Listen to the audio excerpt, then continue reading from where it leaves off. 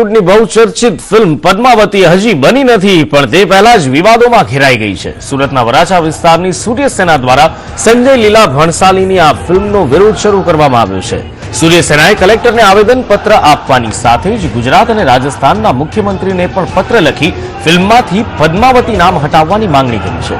આ વિરોધ પ્રદર્શનમાં રાજપૂત સમાજ પણ જોડાયો છે. આ પ્રદર્શનમાં સંજય લીલા ભણસાલીના પોસ્ટર્સ ફાળવામાં આવ્યા. સાથે જ જો આ ફિલ્મ પદ્માવતીના નામ સાથે રિલીઝ થશે તો દેશભરમાં ઉગ્ર આંદોલનની ચીમકી ઉચ્ચારવામાં આવી.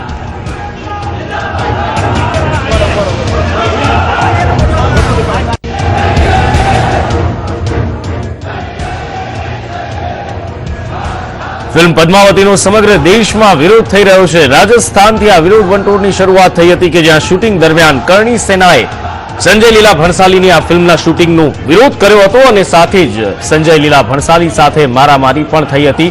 તેમનું કહેવું હતું કે આ ફિલ્મની અંદર અલાઉદ્દીન ખિલજી અને પદ્માવતીની સાથેના રોમેન્ટિક સીન છે કે જે ઇતિહાસ અનુસાર નથી. ત્યારબાદ કરણી સેના અને સંજય લીલા ભણસાલી વચ્ચે સમાધાન તો થયું, પણ ગુજરાતના અનેકો શહેરોમાં ફિલ્મ પદ્માવતીનો વિરોધ થઈ રહ્યો છે. ત્યારે સુરતમાં વિરોધ થયો છે. આ બાબતે વધુ માહિતી સાથે ફોનલાઈન પર જોડાયા છે સંવાદદાતા આઝમ સાલે. આઝમ, વધુ વિગતો જણાવશો.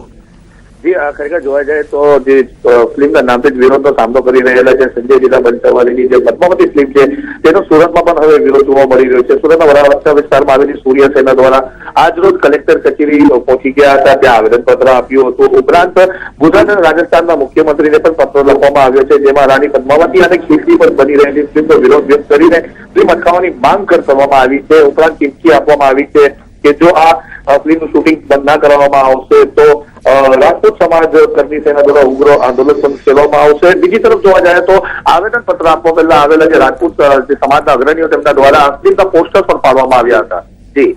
જી આઝમ, આ સમગ્ર માહિતી બદલ આપનો આભાર.